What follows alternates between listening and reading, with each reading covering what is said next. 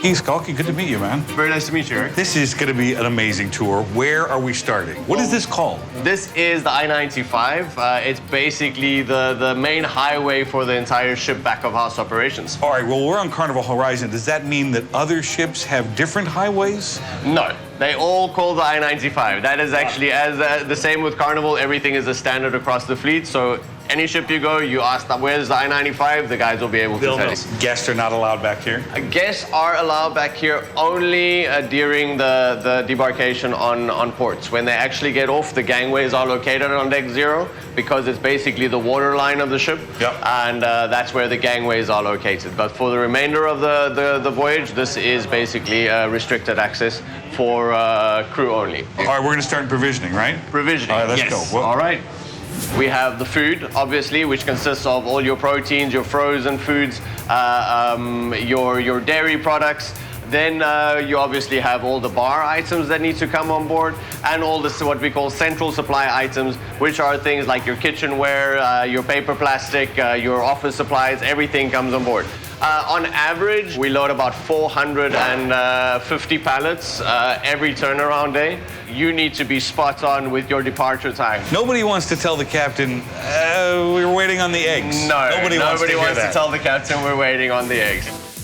Look at this. This is incredible. So this is... Come on, these are all eggs? Look at these eggs. How many eggs are like, what are some of the most eaten, most used products? I mean, what are we talking about? The numbers are pretty crazy. Well, eggs is definitely one of them.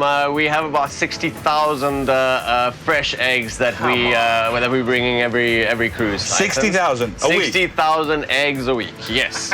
About 9,000 pints of milk. Chicken breast, for instance, we serve about 10,000 a cruise, about 1,000 pounds of lobster, as I mentioned earlier. So yeah, the operation really is that big. It's a phenomenal operation. This food will get used.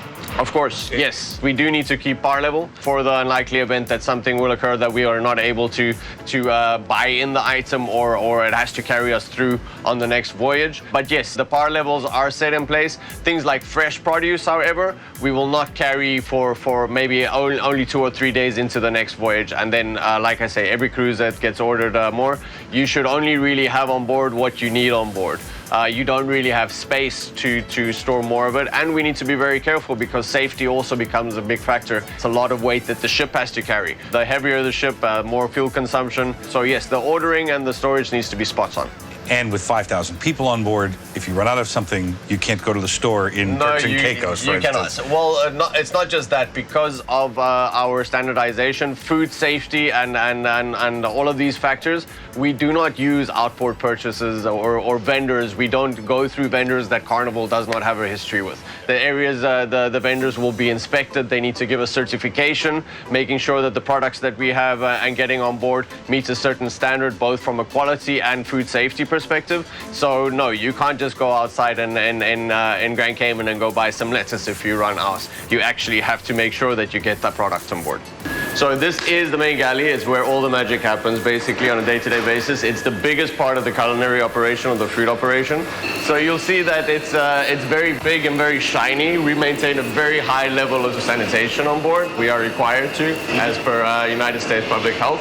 We have 2 unscheduled inspections a year, and a pass rate of 87. So Carnival has a fantastic record on maintaining very high sanitation standards. So over here we've got the chef table, up to 16 guests, and it really is a fantastic experience. So this is the garde manger section, or the cold appetizers section. What's up, fellas? This is, like I said, where all the cold appetizers, the salads, the cold soups, everything gets prepared from here. Because we are such a massive operation, serving up to 4,200 guests on a formal night for dinner, a lot of preparation, a lot of attention to detail that goes into prep. Even the buffets, everything is standardized and looks exactly and tastes exactly the same. But we're also talking about not only quality control, but we're talking about consistency, right? Because these menus were designed X number of months ago, whatever it is to say, this is exactly what we're going to do, but to actually put it into practice can be challenging from time to time. And taking into consideration that this is not just on the ship, it has to be the standard, and the consistency has to be the same across all the Carnival ships. How big is the culinary department on this ship? On this ship, we have 165 chefs. Come on. Yes, Are you 165 chefs. I mean, during the busy season, our guest count can go up to 5,000, and add on to that the additional 1,400 crew members. The amount of food and the production size is really mind-blowing. So hats off to these guys. They really, really do their best and do a phenomenal job. How many meals is this ship going to serve a day? It's around about 15 to 20,000 meals a day. The wait staff basically take the order from the guests inside the restaurant, punches it into the system, and sends the order. The system inside the center galley, there's a computer screen that the chefs monitor that actually shows the chef how many items have gone out for order or that have been ordered. So it basically tallies up. So if he knows that he needs to cook and prepare 1,000 steaks, that means as well when the guys come into the galley, they need to be able to know what has already been served, because it's an ongoing process.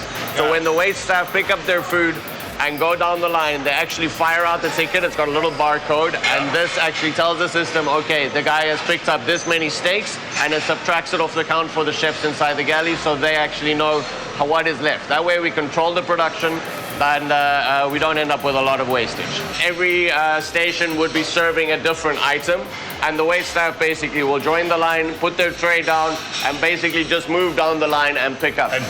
But then also the guys are putting the plates up as the line goes. As somebody picks up, they put another one. Obviously, if there is nobody on the line, they will not plate anything else. They will put it because the food needs to go out fresh and hot. Because they can't plate things and put them in a hot box. No. Because if they do that, it will actually lose the quality. It'll lose quality quickly. Oh, the smell has changed. Oh, it does, right? It's like I wish you could smell. The smell has changed. The smell that you're smelling at the moment is our pastry section. This is probably one of my favorites. This is where the magic happens of all the cakes, all the sweets comes from here. Definitely. Of course, the bakery section. We make all our danishes on board. We actually bake our own croissants. We bake our own apple cinnamon pastries, our custard danishes. They really, really are fantastic. My friend, thank you, sir. Thank you very much for this. We appreciate it. Of course, I could have spent another full day learning more about the daunting task of feeding the guests and crew on board, but alas, I had more of the ship to explore. I highly suggest taking a galley tour on your next cruise.